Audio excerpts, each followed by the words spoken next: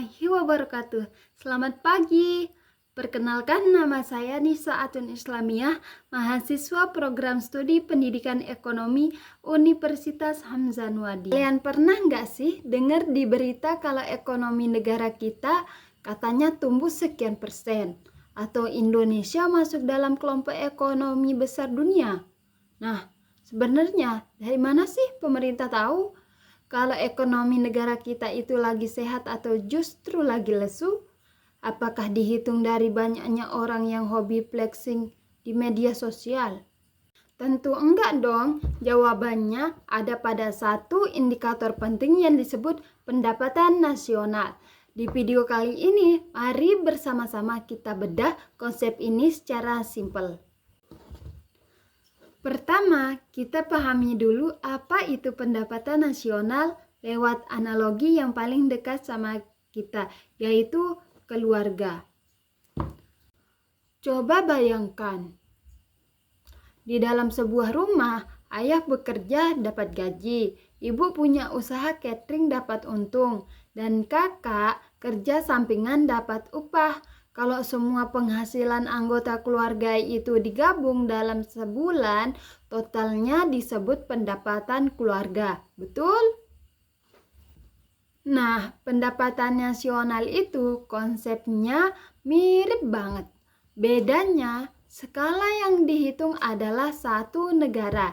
Jadi, pendapatan nasional adalah total nilai barang dan jasa yang dihasilkan oleh seluruh masyarakat di suatu negara dalam periode 1 tahun. Singkatnya, ini adalah gambaran total omzet atau kas masuknya sebuah negara.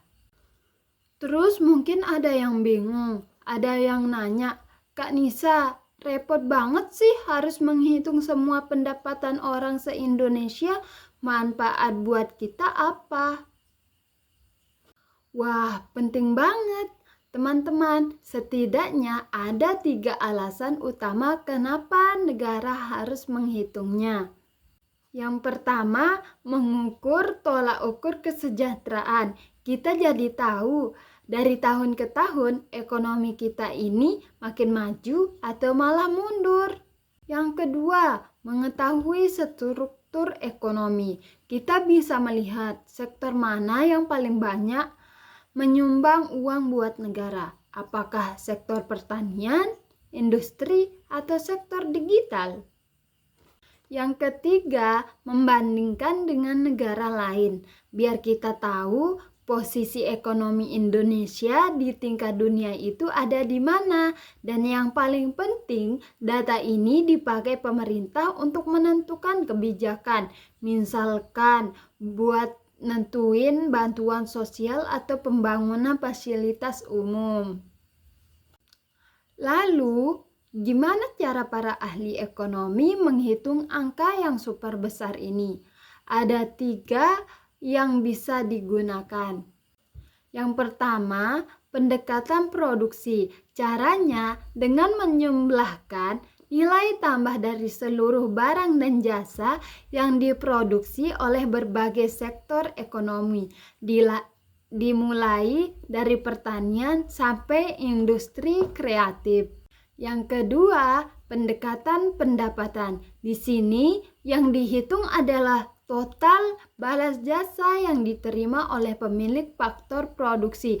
Contohnya upah atau gaji untuk pekerja sewa, untuk pemilik tanah, bunga untuk pemilik modal, dan keuntungan atau laba untuk para pengusaha. Yang ketiga, pendekatan pengeluaran. Caranya dengan menjumlahkan seluruh pengeluaran belanja masyarakat seperti konsumsi, investasi perusahaan, pengeluaran pemerintah, hingga selisih ekspor dan impor kita.